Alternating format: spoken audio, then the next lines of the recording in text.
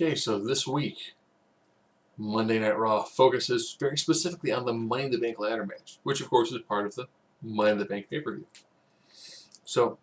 But we actually begin with the New Day in the ring, making fun of Kofi's shoes. And then Enzo and Big Cass come down. And they start laying into the New Day. And then Xavier Woods and Enzo Amore square off. And they're about ready for a verbal throwdown unlike anything we have ever seen. Two of the most charismatic mic saber wielders going to go one-on-one, and the Vaudevillains show up.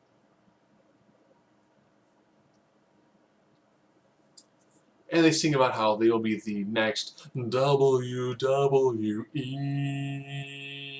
World Heavyweight Tag Team Champions.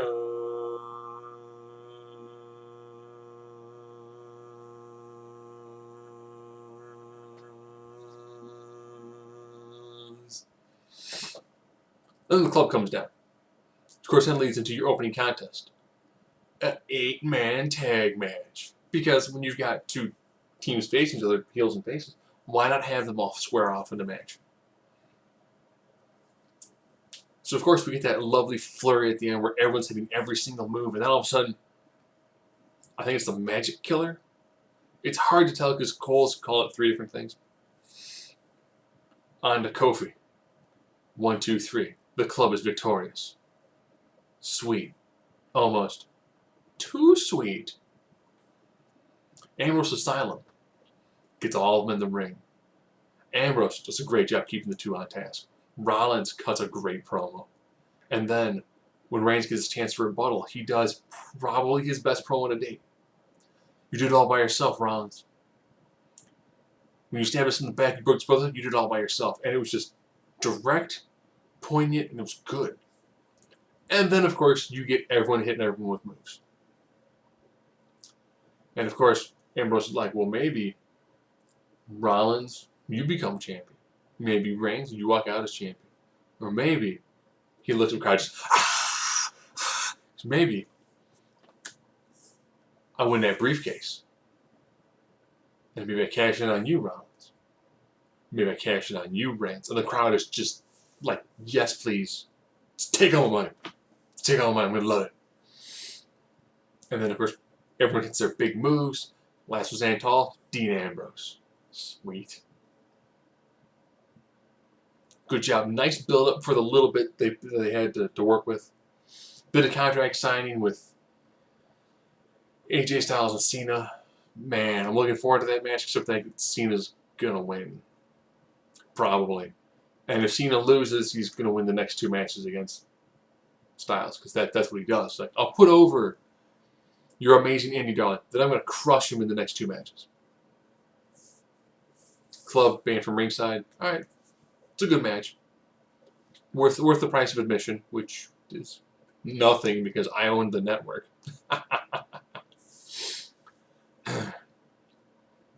Now, everyone in the ladder match got matches. Kevin Owens complained about Del Rio showing up late, so they got a tag match against the Lucha Dragons. Had the Lucha Dragons won, they would take their spot. No. Kevin helps them win. Sami Zayn takes on Cesaro. Sami Zayn was with an out of nowhere, I think it's it code green? Code red. It is the kind of rolling, flipping powerbomb spot that just it looks sick. And the crowd was spinning, there was like 1, 2, 3, crowd going nuts. Good stuff. Good stuff. And then we end with the main event. Jericho Ambrose. Should know each other well. But after their silent match, you would think they're done. After their match on SmackDown, you would think they're done. But, to make it better, Kevin Owens, Sami Zayn on commentary. Alright. Cesaro, ring announcer. Del Rio, bell ringer. So you know what ends up having to happen? Everyone's got to get involved after the finish, after Ambrose beats Jericho, and everyone's going to beat everyone down with ladders and stuff. And ends with Jericho sitting all cross-legged, prim and pretty, holding the briefcase. Which could be the third time that he's won, because he won the first and the sixth one in near Idiotsville. Alright. I guess Shane is going to run SmackDown. Okay. After awkward moments with Kane.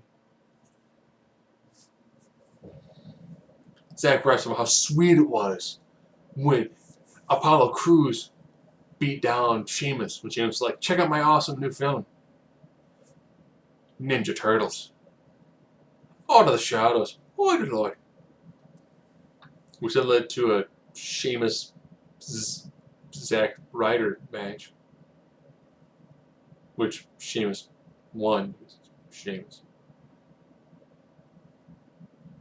And then, or did he lose? I don't care. I think he won. Yeah, because remember afterwards he started doing the beatdown on Ryder, and then Apollo Crews chased him off. And I was like, hey, they're doing something with Crews. It's better than nothing. Not by much, but it's still, it's a direction. Not great, but it's a direction. Charlotte took on Paige. And after Charlotte was on the outside of the ring, kind of got knocked loopy a little bit, Dana threw Charlotte into the ring to help her get back into it. In a Rampage, 1, 2, 3. Paige has now pinned Charlotte. Now, because they're not going to defend the Women's Championship, it's a tag match. Dana Brooke and Charlotte versus Becky and Natalya. And if Charlotte and Dana lose, Dana's no longer Charlotte's protege. Because that's a storyline that they're running now.